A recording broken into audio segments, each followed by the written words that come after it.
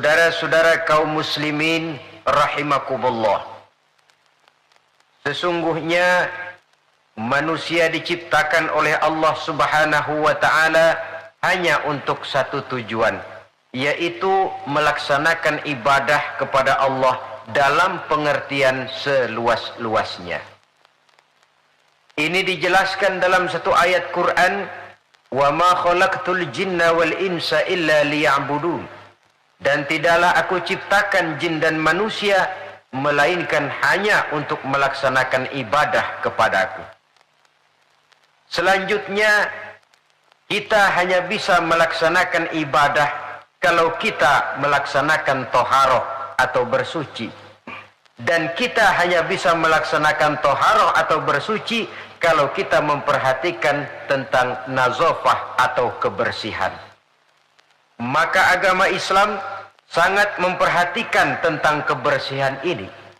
Bukan saja ia merupakan pokok dari kesehatan, tapi juga dianggap merupakan bagian daripada nilai iman seseorang. Sehingga Nabi mengatakan, "An-nazafatu minal iman." Kebersihan itu adalah bagian daripada iman. Imamul Ghazali rahimahullah membagi tingkat kebersihan itu dalam 4 tingkat besar. Pertama, oleh beliau dinamakan tathhiruz zahir anil ahdasi wal akhbas. Membersihkan sesuatu yang zahir daripada hadas dan kotoran-kotoran. Membersihkan badan yang zahir. Ini merupakan prasyarat agar kita bisa toharoh, dan toharoh merupakan unsur penunjang untuk melaksanakan ibadah. Sesuatu yang barangkali kita anggap soal sepele, kecil, tapi akan menentukan hal-hal yang besar. Kalau saudara toharohnya tidak betul, maka berarti tidak akan bisa melaksanakan ibadah kepada Allah. Padahal ibadah merupakan tujuan daripada penciptaan makhluk bernama manusia ini. Membersihkan diri dari hadas dan kotoran-kotoran. Saudara-saudara kaum muslimin yang berbahagia. Tingkat yang kedua, tathhirul jawarih anil jaraimi wal atham. Membersihkan seluruh anggota badan dari perbuatan dosa dan perbuatan maksiat. Membersihkan anggota badan, membersihkan tangan, membersihkan kaki, membersihkan lidah dari perbuatan yang mengandung dan mengundang dosa. Kalau sekedar membersihkan zahir tangan, barangkali cuci tangan pakai sabun pun selesai. Tetapi membersihkannya dari minal jaraimi wal asab, dari perbuatan yang mengandung dosa dan kesalahan, ini merupakan tugas yang tidak ringan. Pada tahapan pertama, kebersihan yang diajarkan kepada kita umat Islam, bersih badan dari hadas dan segala kotoran yang berbentuk najis. Itu merupakan modal dasar supaya kalau itu bersih kita bisa wudhu. Kalau sudah wudhu, kita bisa sholat dan bisa melaksanakan ibadah-ibadah yang lain. Orang tidak mengerti sistem ekonomi menurut Islam, barangkali di akhirat dia tidak akan disidang Allah, karena itu masuk wajib kifayah. Tapi orang tidak betul membersihkan diri daripada hadas, ini tanggung jawab individu, dan dia akan bertanggung jawab di hadapan Allah. Berangkat dari kebersihan untuk menuju kepada yang maha bersih, yaitu Allah Subhanahu wa ta'ala. Berangkat dari kebersihan menuju ke yang maha bersih. Inilah perjalanan dari kehidupan manusia ini. Oleh karenanya, dimulai itu dari pembersihan diri. Dari segala macam kotoran, dari segala macam najis. Dan tidak usah, terutama adik-adik remaja, para pemuda, tidak usah malu mengkaji masalah-masalah agama, memulainya dari hal-hal yang mendasar kalau memang itu terpakai dalam kehidupan kita. Biasanya kalau diajak ngaji fikih bab apa, Hadas besar, hadas kecil lah, itu mah dari dulu. Dari dulu. Ya memang agama itu dari dulu begitu. Bahwa mau diskusi soal Allah, alam, dan manusia, silahkan. Bahwa mau berfilsafat tentang sistem ekonomi dan kebudayaan menurut Islam, oke. Tetapi hal-hal yang mendasar dan terpakai dalam kehidupan sehari-hari jangan dianggap remeh, karena banyak hal-hal kecil yang kita remehkan pada akhirnya menjelimet jadi urusan besar yang mencelakakan kita. Semuanya, gedung yang paling tinggi pun selalu mulai dari pondasi dan lantai dasar. Tiang yang paling tinggi sekalipun mulainya rendah dulu. Begitulah kehidupan beragama yang besar ini dimulai dari kebersihan.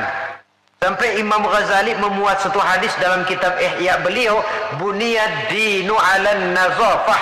Agama ini dibangun di atas kebersihan. Lah, kebersihan apa? Pertama, kebersihan zohir. Jadi badan kita ini bersih dari ketempelan najis, dari ketempelan hadas yang bisa menghalangi kita bersuci. Dan tanpa kesucian itu akan menghalangi kita untuk melaksanakan ibadah kepada Allah. Nah, kalau itu sudah bersih, naik kepada kebersihan yang kedua sekarang. Lebih bersifat filosofis, tathhirul jawarih. Kalau badan sudah bersih dari kotoran-kotoran yang kelihatan, sekarang bersihkan anggota badan dari kotoran yang nggak kelihatan. Apa itu? Dosa, kesalahan. Dosa itu kan bakal jadi daki. Tahu daki? Yang kalau sudah berkarat dalam hati akan menjadi dinding yang membentengi dan membatasi kita dengan Allah. Apakah Allah jauh dari manusia? Tidak. Apakah Allah membatasi hubungan dengan manusia? Tidak. Yang membatasi manusia sendiri berupa lapisan-lapisan dosa yang dia kerjakan. Makin banyak dosanya, makin tebal dinding antara dia dengan Tuhannya. Dalam kondisi begitu, doa udah jauh banget dikabulin. Jadi kalau sudah berangkat dari kebersihan badan, melangkah yang kedua, anggota badan bersihkan dari kotoran yang nggak kelihatan. Apa itu? Anil jaraim, dari perbuatan dosa. Tangan bersihkan. Makanya tidak cuma sekedar lewat itu, lewat wudhu saja kita sudah diajarkan toh. Ketika membasuh dua tangan di awal wudhu, Allahumma inni as'alukal yumna wal barakah wa a'udzubika minasyu'mi wal halakah. Ya Allah, saya mohon kepadamu keberkahan di dua tangan ini ya Allah. Supaya tangan ini dibawa dagang untung, dibawa bertani panen, dibawa ngobyek gol. Tangan yang membawa berkah. Wa a'udzubika minasyu'mi wal halakah. Saya berlindung kepadamu ya Allah, jangan sampai tangan ini membawa bencana dan kesialan dan kerusakan. Tangan panas namanya. Dewa nanam podan mati, pakai ngobek bantet, pakai nempeleng orang mati, tangan sial. Itu saja sudah mengarah kepada kebersihan dari kotoran-kotoran yang tidak kelihatan. Saudara-saudara dewasa ini, manusia disibukkan oleh masalah pencemaran lingkungan hidup, sehingga nampaknya benar-benar sudah gawat. Dunia ini satu wujud yang kecil ketimbang planet-planet lainnya, planet bumi kita ini. Dan kita bersyukur bahwa oleh Allah kita ditempatkan di bumi yang memberikan kita apa yang kita perlukan. Coba kalau kita tinggal di bulan atau di Mars, unsur penunjang hidup kan tidak ada di sana. Jangankan untuk mengembangbiakkan keturunan, untuk melangsungkan kehidupan saja sudah sulit. Bumi yang kita tinggali ini, planet dunia ini, pada dasarnya memenuhi apa yang dibutuhkan oleh manusia. Air untuk minum, tumbuh-tumbuhan untuk bernaung, untuk dimakan, hewan dan sebagainya. Tapi setelah masuknya era industri dan pemakaian alat-alat modern, mulai terjadi penyalahgunaan berbagai sumber daya alam, lalu terjadilah apa yang disebut pencemaran alam. Orang mulai cemas, orang mulai bingung, orang mulai panik bahkan di sebagian tempat. apa ini? Berangkat dari tingkat kesucian yang kedua. Suci anggota badannya dari perbuatan dosa. Saudara hadirin yang saya hormati, hilangnya keseimbangan alam akan merugikan manusia. Dahulu ketika kita menghadapi musim banjir, orang bilang kepada saya, "Banjir Pak." Saya bilang iya. Tapi saya pikir-pikir bukan salah orang kok, salah air. Bukan salah air, saya bilang, salah orang. Salah orang bagaimana Pak? Iya, tempat air ditempatin. Giliran yang punya tempat datang nggak ngerti tempat gue lo kenapa di sini. Terjadilah yang namanya banjir. Artinya apa ini? Pemanfaatan dan penata kotaannya yang tidak terarah sehingga menyebabkan hilangnya keseimbangan alam.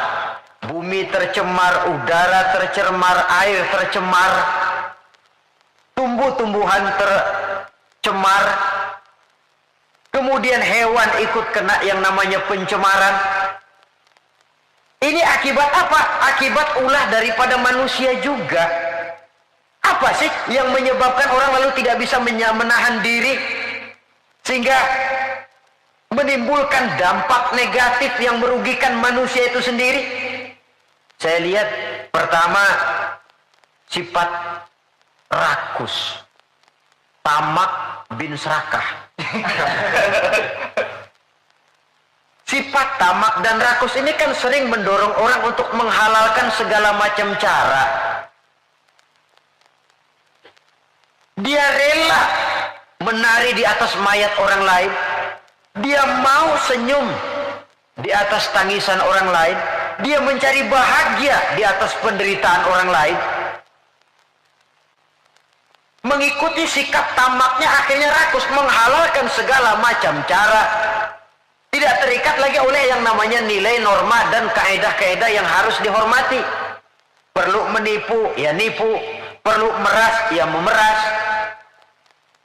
Perlu membohongi orang, ya membohongi orang. Sikap tamak cenderung mendorong orang untuk menguras sumber daya alam sehingga alam lalu kehilangan keseimbangannya. Ketika terjadi musibah, sasaran utama tentu manusia sendiri. Karena tamak orang nggak sanggup lagi menjaga anggota badannya.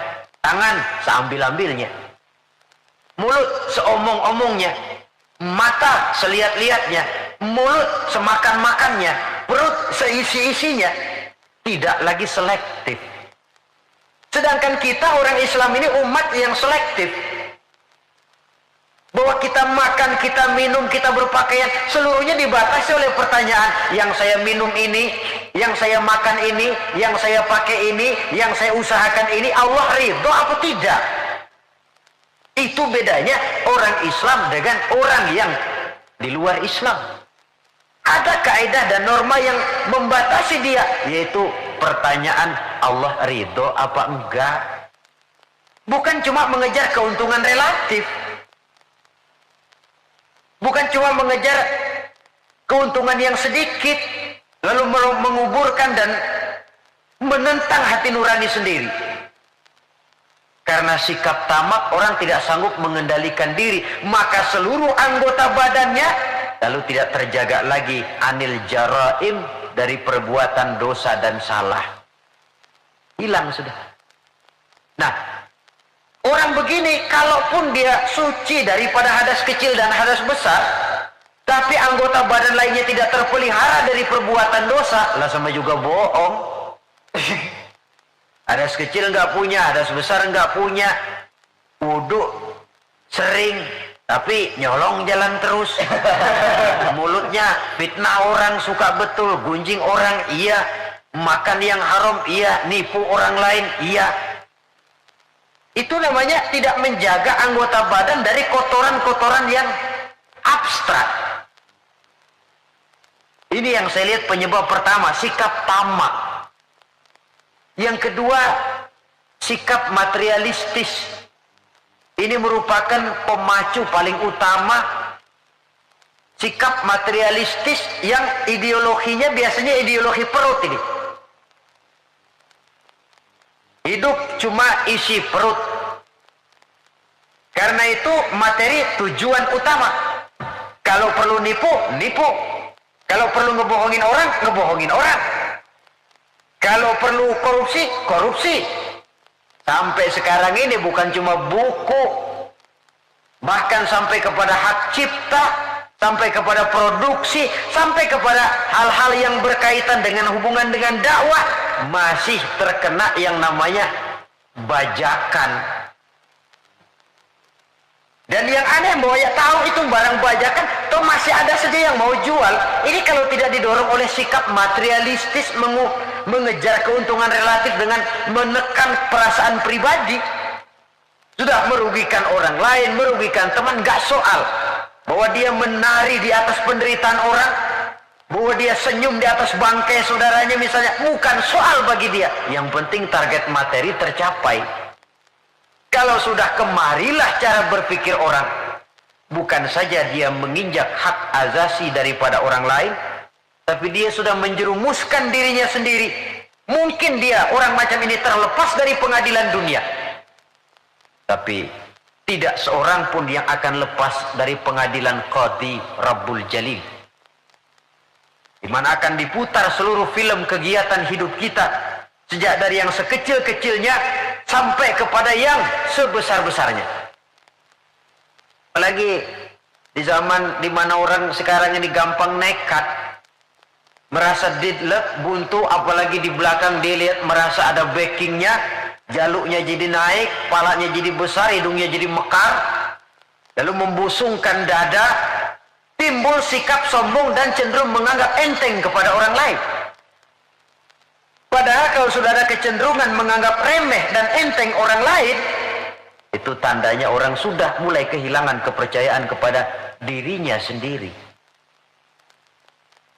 Karena itu Islam mengajarkan la yu'minu ahadukum hatta yuhibba li akhihi ma yuhibba li nafsihi. Belum sempurna iman kamu sampai kamu cinta kepada saudaramu sebagaimana kamu cinta kepada dirimu sendiri. Artinya apa ini? Mengukur orang lain dengan diri sendiri. Kalau orang lain tanpa salah saya tempeleng, sakit nggak? Sakit. Saya pun begitu. Kalau orang lain tanpa salah difitnah, sakitkah dia? Sakit. Saya pun begitu. Yang tidak enak terjadi pada diri saya akan begitu juga kalau terjadi pada diri orang lain. Maka pertimbangannya adalah diri sendiri. Kalau sudah ke sana cara berpikir orang, dia nggak brutal, nggak lalu ingin mengejar keuntungan karena sikap tamak dan rakus, lalu mengabaikan rasa persaudaraan, rasa persatuan, rasa solidaritas. Yang penting uang masuk. Mungkin di dunia banyak pihak bisa kita kelabuin, tapi sanggupkah kita ngebohongin Allah? Mungkin banyak saksi ada charge yang kita bayar bisa meringankan kita, tapi sanggupkah kita mencari saksi ada charge di akhirat nanti? Keyakinan semacam ini yang membatasi pola dan gaya seorang muslim dalam menjalani kehidupan. Dia berupaya menjaga kebersihan, setelah kebersihan badannya, kebersihan anggota badannya dari perbuatan yang mengundang salah dan dosa. Setelah sikap materialis, saya lihat lagi yang mendorong orang tidak sanggup mengendalikan diri dan menjaga diri dari kotoran tadi. Apa? Takabur dan kurangnya rasa malu. Kalau tidak punya rasa malu sama sekali. Ini membudayakan rasa malu zaman sekarang saya anggap penting ini. Di saat nilai bergeser, prinsip orang sekarang sudah prinsipin cuek sih. Kenal cuek? Cuek kenal gak? Sebodoh teing sama orang lain.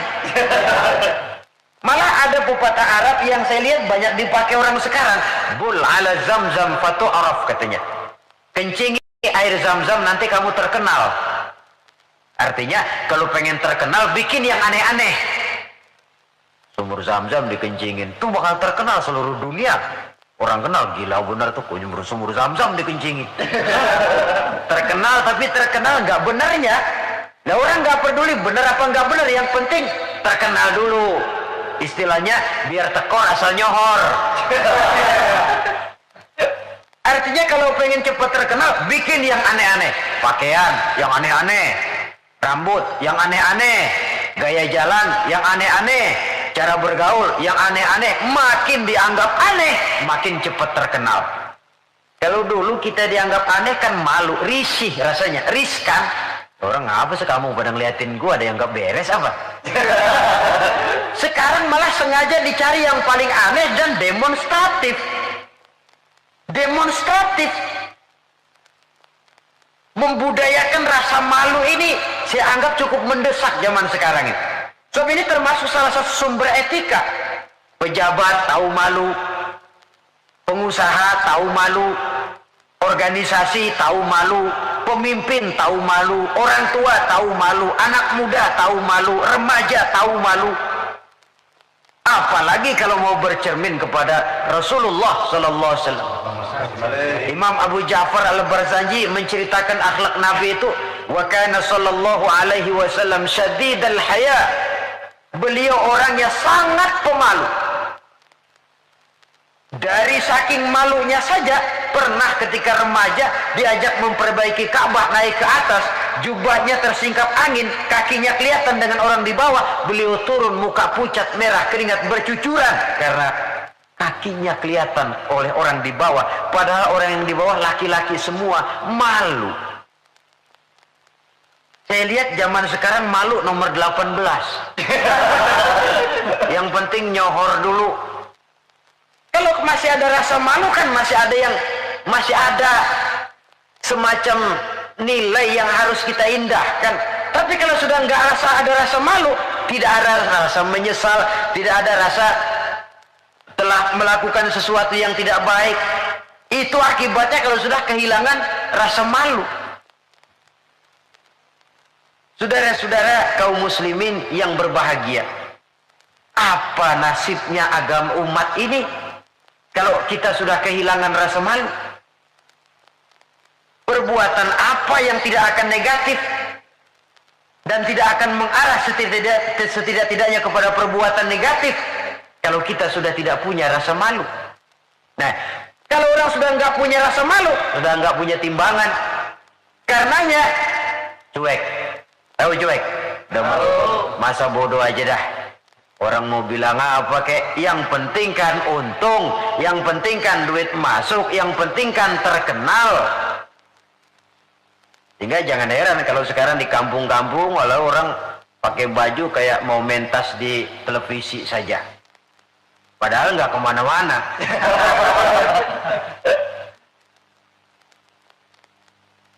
Jadi korban daripada yang namanya mode. Memang mode itu nggak bisa namanya mode, siapa yang bisa ngelarang? Mode itu musim, musim kan nggak bisa dilarang. Musim hujan bisa nggak dilarang? Ya. Tidak bisa dilarang, kalau sudah datang ya datang. Musimnya habis. Musim rambutan nggak bisa dilarang, nggak boleh musim rambutan, ya tetap saja. Tapi kalau musimnya sudah habis ya habis. Mode juga begitu, nggak bisa dilarang. Nanti gilirannya habis ya habis aja. Dulu pernah itu anak muda mode ya, bikin celana bawahnya kecil bener, botol aja nggak masuk.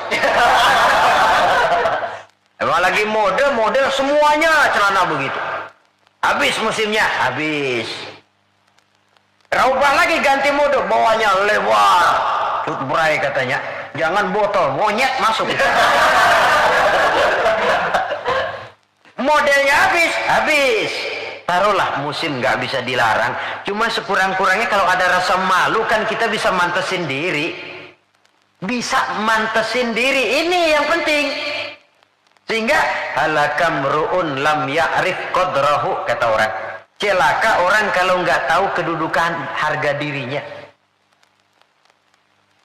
Saya ini siapa, tinggal di mana, bawa gaya macam itu pantas apa enggak? Saya ini dagang, teman saya juga dagang. Kalau dengan cara begini wajar apa enggak? Bagaimana masa depan daripada kekompakan, kesatuan dan persatuan? Dia pencipta, ini pencipta. Kalau saya jiplak hak ciptanya, bagaimana nantinya? Tahu diri, lalu ada ukuran, timbul rasa malu. Nah kalau sudah ke sana, sikap menghormati orang lain, lalu pun timbul karenanya. Membudayakan rasa malu. Sebab syarat jadi orang kalau punya malu, nggak punya malu kurang syarat jadi orang.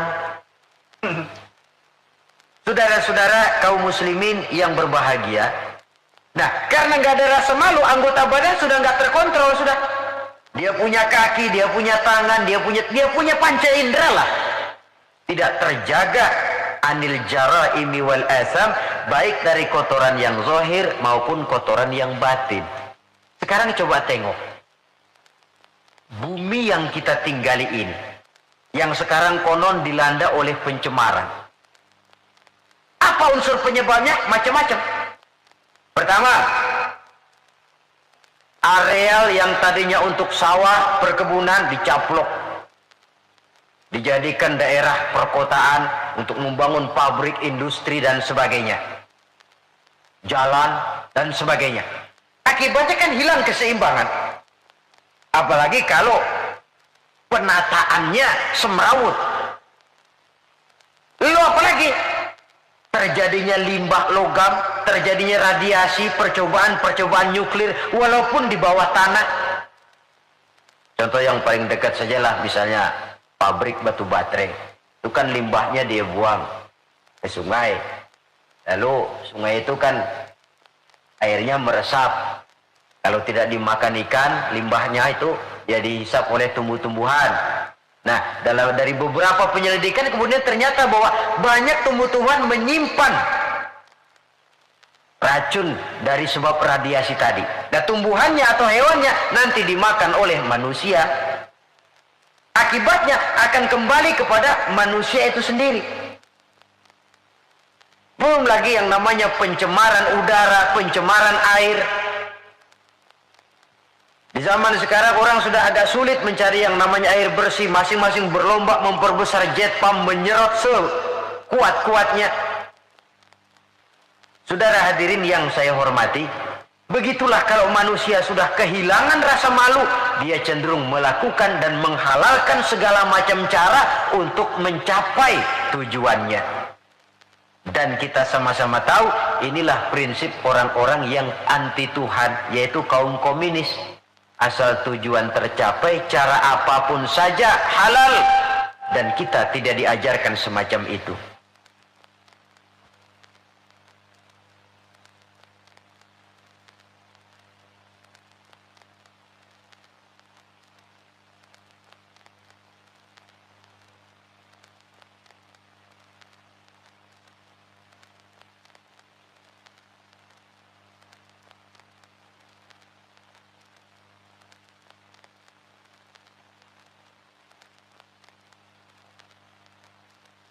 Tingkat kebersihan yang ketiga, menurut Al-Imamul Ghazali, tathhirul qalbi 'anil akhlaqil mazmumah.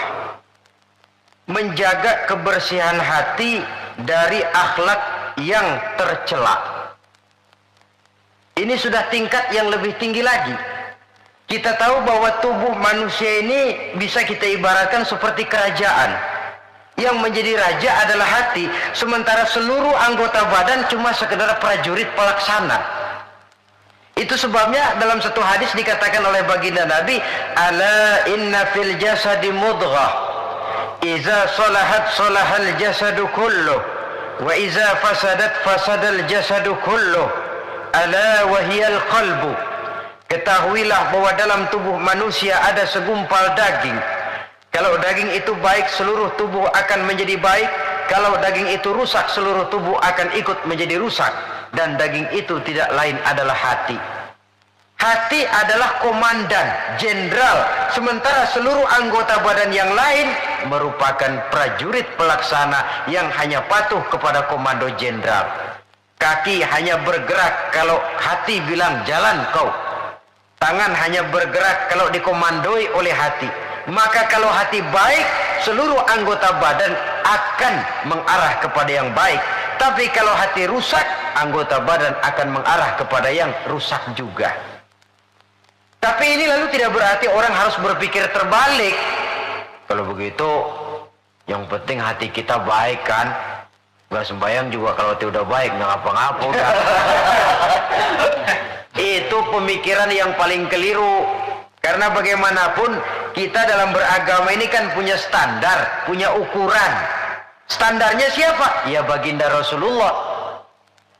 Beliau hatinya orang yang paling baik, tapi tetap sholat. Beliau orang yang hatinya bersih, tapi hukum halal haram tetap berlaku.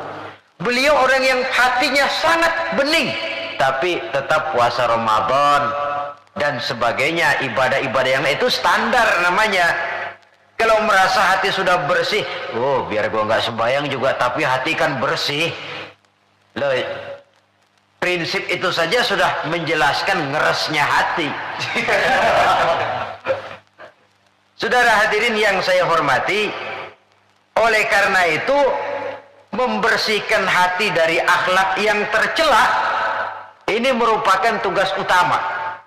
Bahkan dijelaskan oleh Imam Al-Ghazali, penyakit zohir sangat jauh bedanya dengan penyakit hati, penyakit batin.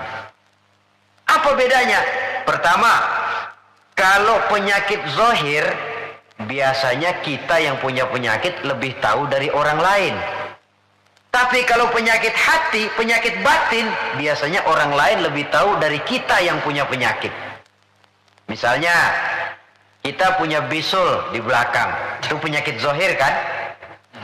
Kita tahu, orang lain nggak tahu. Enak temen datang bercanda, dia tepak aja belakang. Udah melintir-melintir kita. Dia nggak tahu, kita tahu. Penyakit zohir, kita yang punya penyakit lebih tahu dari orang lain. Tapi kalau penyakit hati, penyakit batin, kadang-kadang orang lain lebih tahu, kita yang punya nggak berasa. Misalnya sombong, ya. Kita nggak berasa, kita anggap wajar saja. Orang lain yang nilai, sombong sih kamu. Hasud, dengki, kita anggap wajar. Orang lain bilang, karangan hatimu, hasud betul sih, nggak seneng lihat orang lain dapat nikmat. Tetangganya beli TV aja meriang. Saudara hadirin, penyakit batin orang lain lebih tahu dari kita. Lalu apalagi bedanya?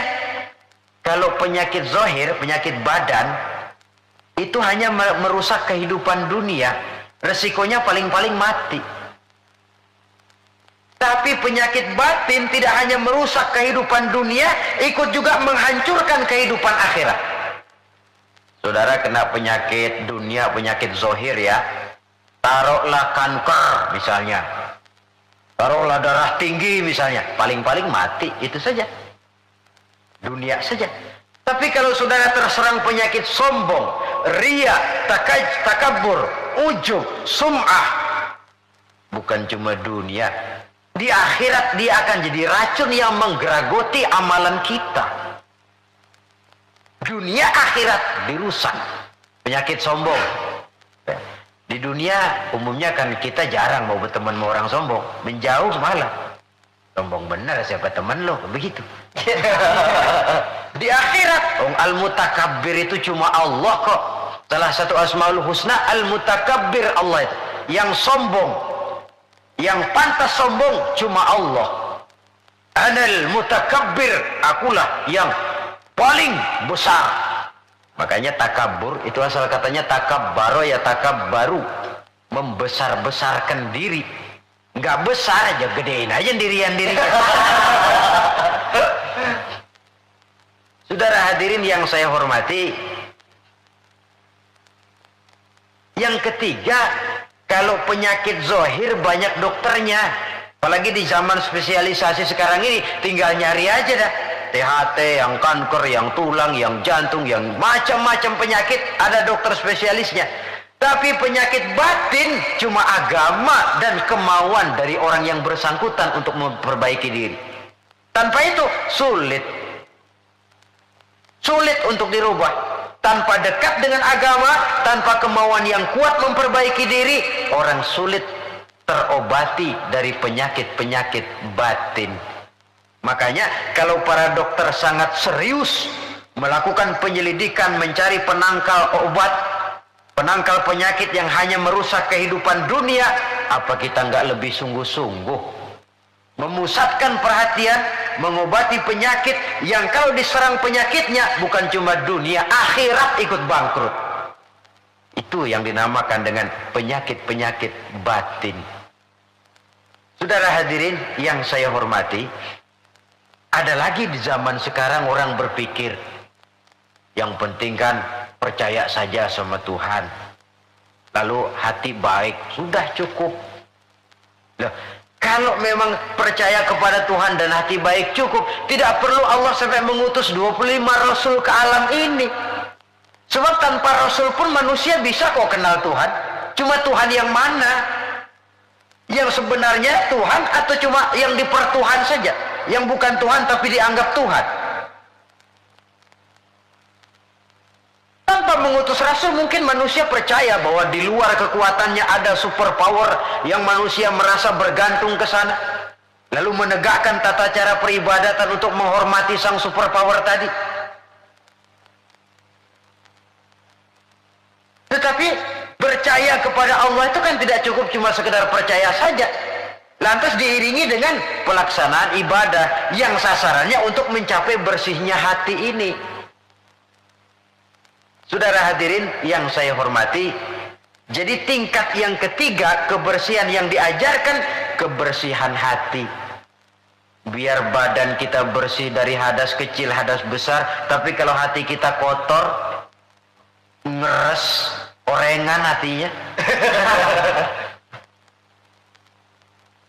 Tidak senang lihat orang lain dapat nikmat, tidak senang lihat orang lain lebih maju,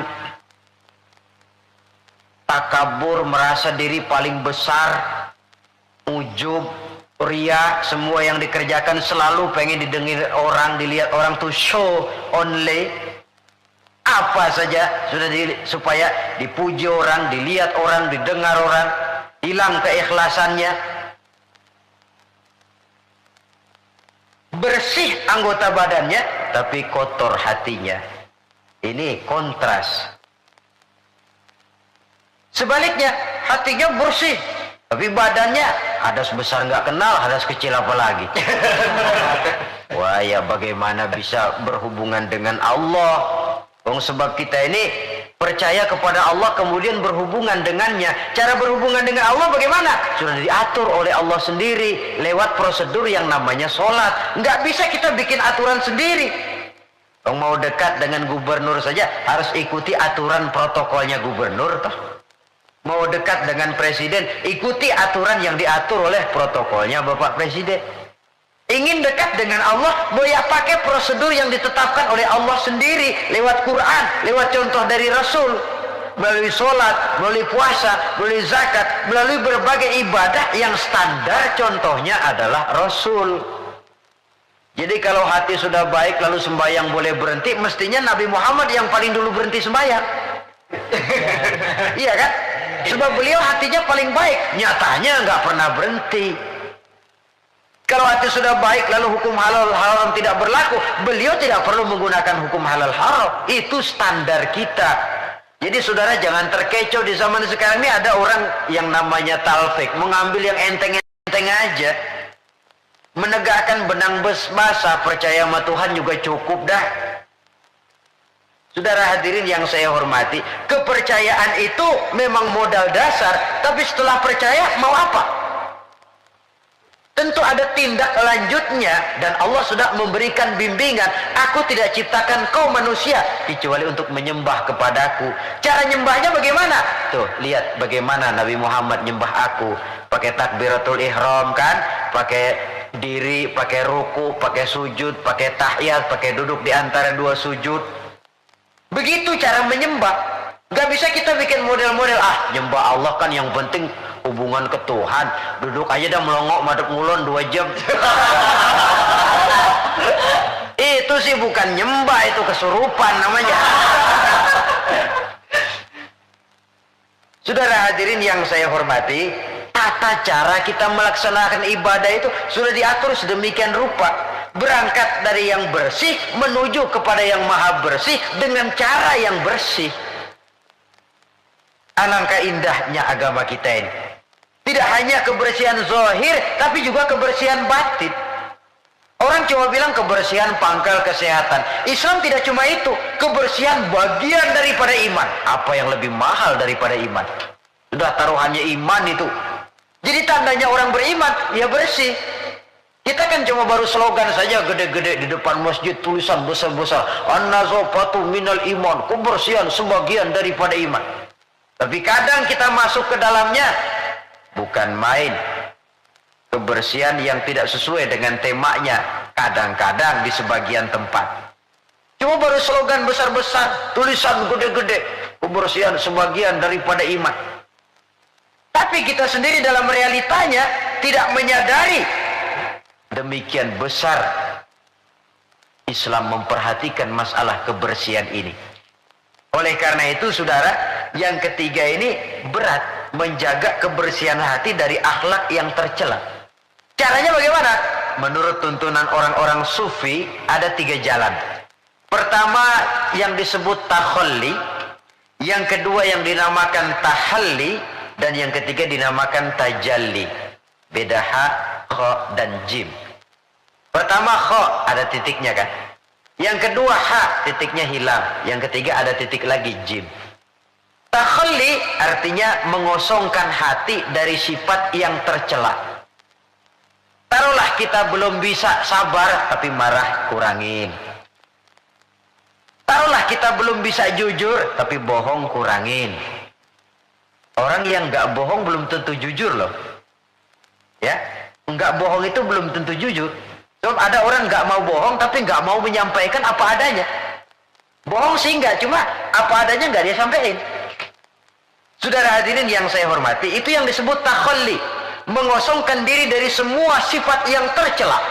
Suka nipu orangnya dibuang, suka ngerugiin orangnya dibuang, takabur, riya, sombong dibuang. Itu yang namanya takhalli, mengosongkan diri dari semua sifat yang tercela.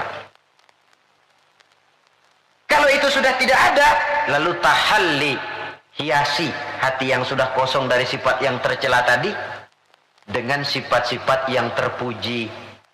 Begitu takaburnya hilang, muncul tawadu, rendah hati. Begitu riyanya habis, ikhlasnya timbul. Begitu kufurnya hilang, syukurnya muncul. Tahalli namanya.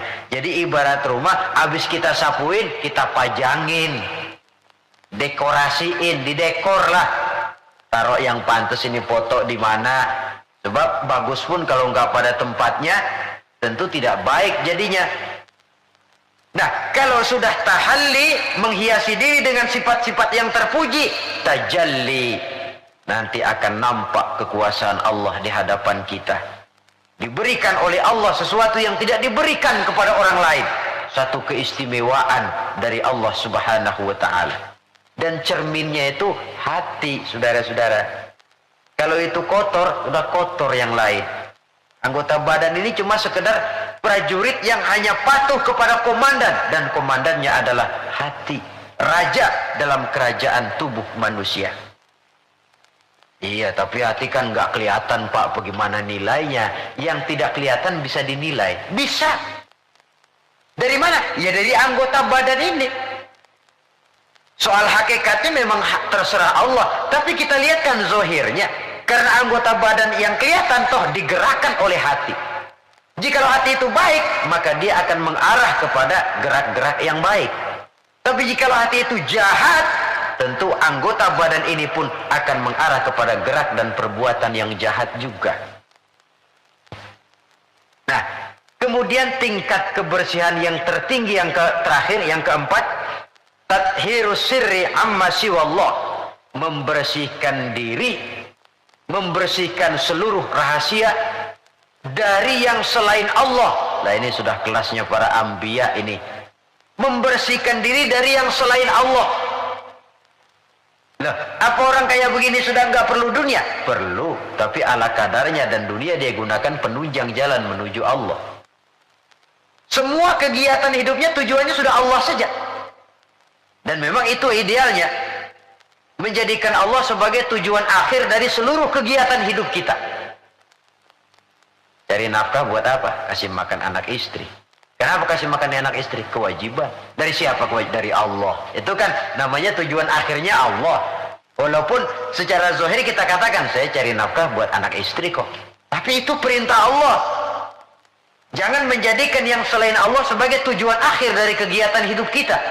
Nanti akan tergelincir dari norma-norma akidah yang seharusnya kita yakini. Membersihkan diri dari yang selain Allah. Menjadikan Allah sebagai tujuan akhir dari seluruh kegiatan hidupnya. Dan itu sesuai dengan kontrak kita tuh. Inna solati wa nusuki wa mahyaya wa mamati lillahi rabbil alamin.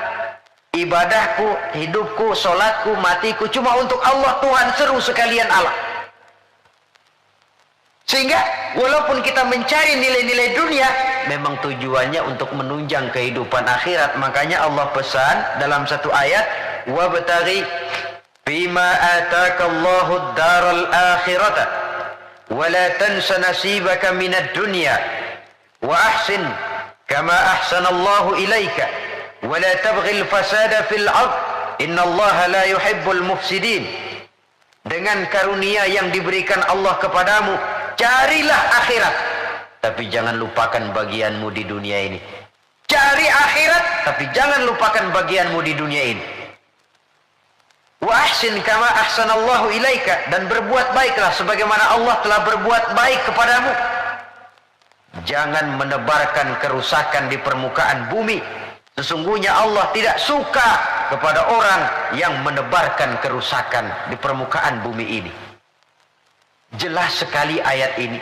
Di samping menganjurkan adanya keseimbangan dalam kehidupan kita,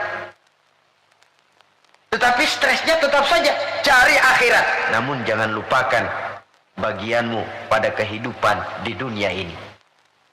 Saudara, apabila 4 fase kebersihan ini kita telusuri, kemudian kita amalkan, pada tahapan pertama berusahalah supaya kita jadi orang yang bersih, baik dari hadas kecil maupun hadas besar.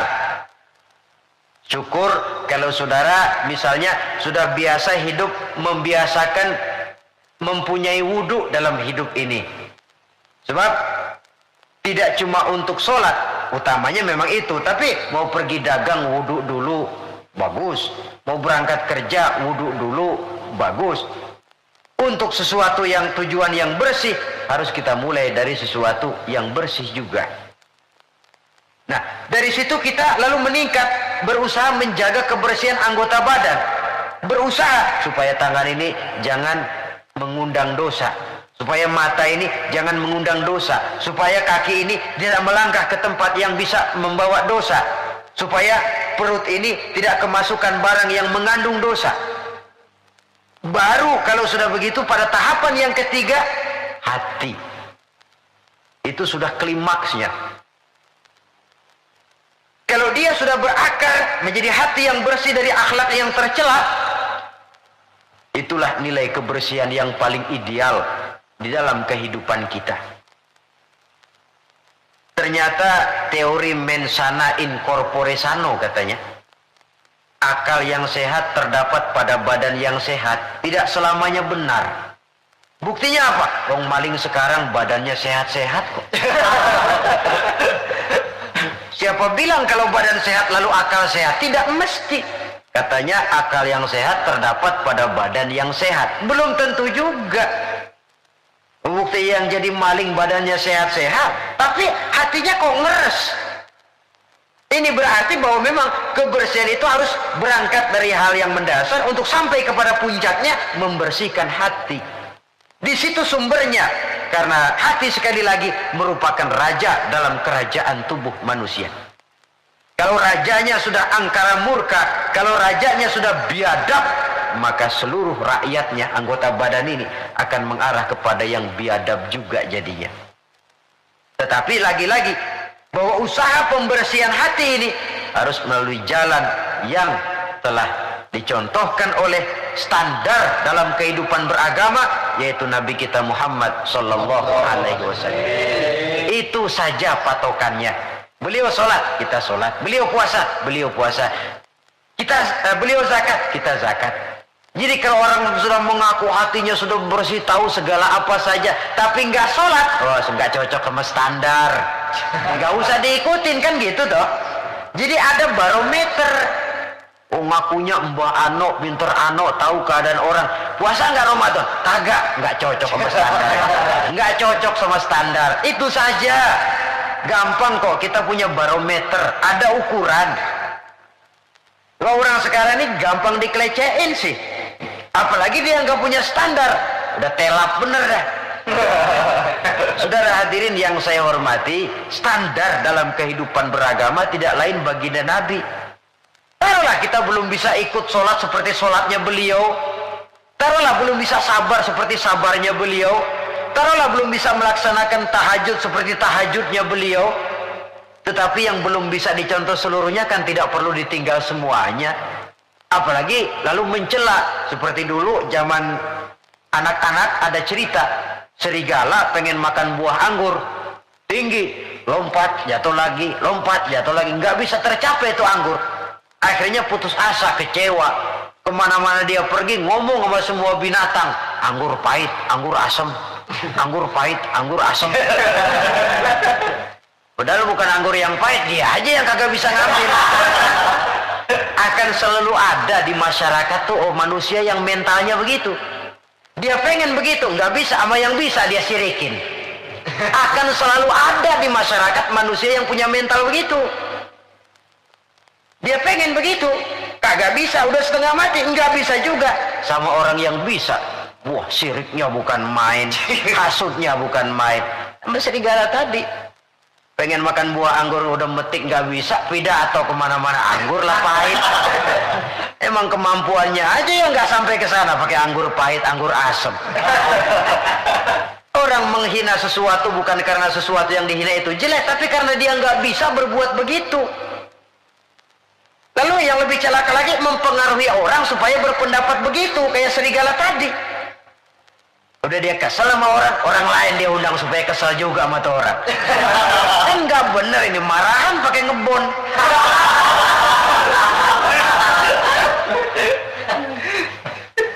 Akan selalu ada di tengah masyarakat orang yang punya mental yang disebut rationalization itu, rationalization.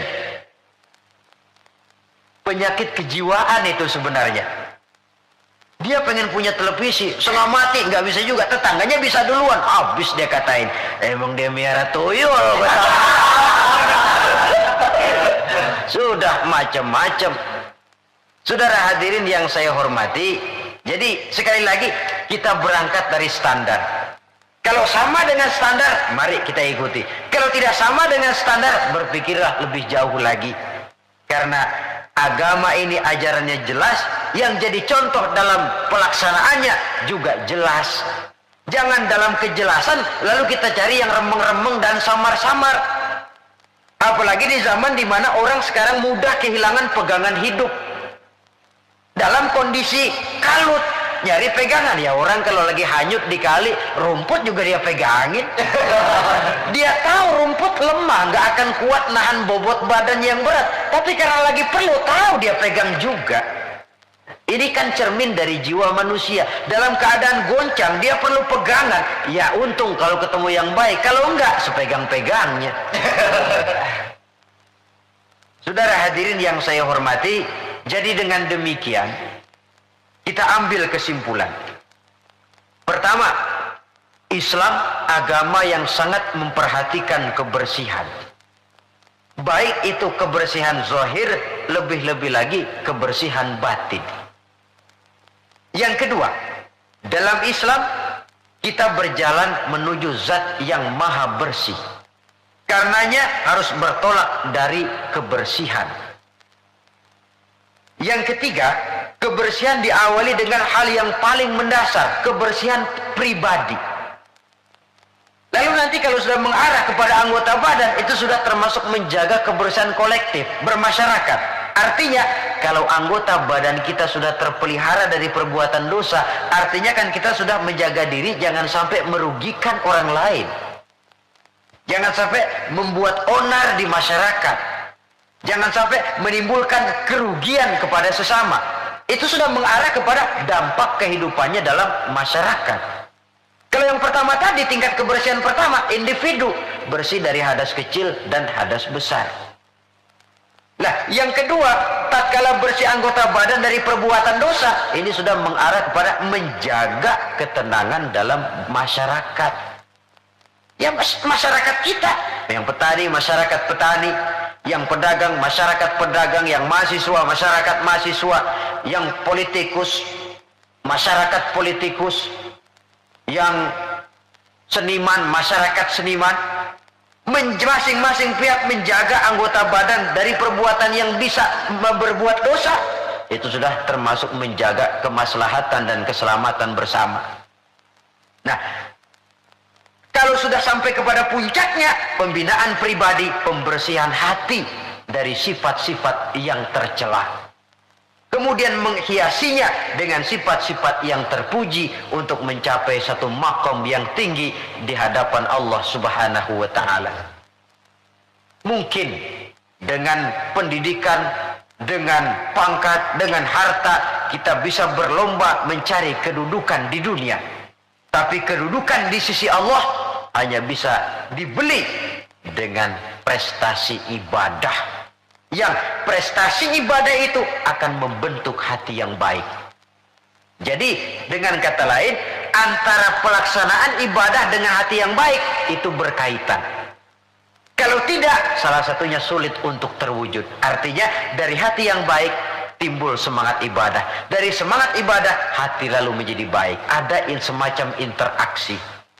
Oleh karenanya saya berharap dari pertemuan kali ini, marilah kita sama-sama menjaga diri, baik dari kotoran zahir maupun kotoran batin. Menjaga kebersihan diri, rumah tangga, lingkungan, masyarakat, bangsa dan negara kita demi untuk kemaslahatan bersama. Sekian dan demikianlah. Dan pada akhirnya, sebagai uraian penutup, Al-Baqarah 172, Allah Subhanahu wa Ta'ala berfirman, Ya ayyuhalladzina amanu kulu min thayyibati ma razaqnakum washkuru lillah in kuntum iyyahu ta'budun. Hai orang-orang yang beriman, makanlah kamu dari yang baik-baik dari rezeki yang telah kami berikan kepadamu dan bersyukurlah kepadanya, dan hanya kepadanya lah hendaknya kamu menyembah dan beribadah. Terima kasih. Wassalamualaikum warahmatullahi wabarakatuh.